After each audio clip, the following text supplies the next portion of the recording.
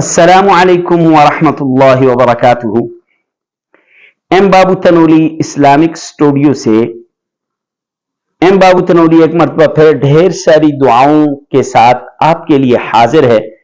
اے رب العالمین، ہم سب کو وسعت والا رزق، ہدایت اور عافیت والی زندگی نصیب فرما۔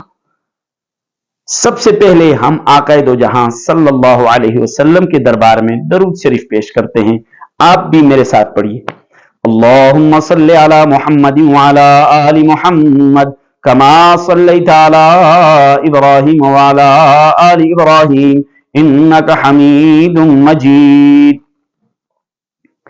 ایم بابو تنولی اسلامک اسٹوڈیو سے آپ کے لیے مسائل، فضائل اور وظائف لے کر میں حاضر ہوتا ہوں۔ اگر آخر تک ویڈیو دیکھیں گے تو آپ کو سمجھ آئے گی، اگر آپ نے آخر تک نہ دیکھی آپ کے پلے کچھ نہیں پڑنا۔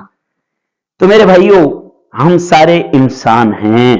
انسان ہونے کے ناطے ہم سے گناہ بھی ہوتے ہیں، بڑے گناہ بھی ہوتے ہیں، چھوٹے گناہ بھی ہوتے ہیں، صغیرہ گناہ بھی ہوتے ہیں، کبیرہ گناہ بھی ہوتے ہیں۔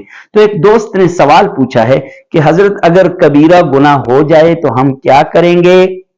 تو پھر مجھے آپ علیہ الصلاۃ والسلام کی وہ حدیث یاد آئی، آپ علیہ الصلاۃ والسلام کا فرمان یاد آیا، آپ علیہ الصلاۃ والسلام کی زبان سے نکلے ہوئے وہ الفاظ یاد آئے، التائب من الذنب کمن لا ذنب لہ، جس نے گناہوں سے توبہ کر لی گویا کہ لا ذنب لہ، اس کے گناہ ہے ہی نہیں، اس نے گناہ کیے ہی نہیں۔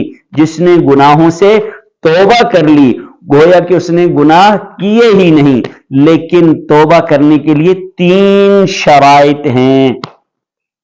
توبہ کرنے کے لیے 3 شرائط ہیں۔ سب سے پہلے اس گناہ سے مکمل طور پر کنارہ کشی اختیار کرنی ہوگی۔ اس گناہ سے مکمل طور پر کنارہ کشی اختیار کرنی ہوگی۔ اور دوسری شرط میرے بھائیوں یہ ہے کہ دل سے اس گناہ کے اوپر نادم ہونا پڑے گا، ندامت آپ کے دل میں ہو۔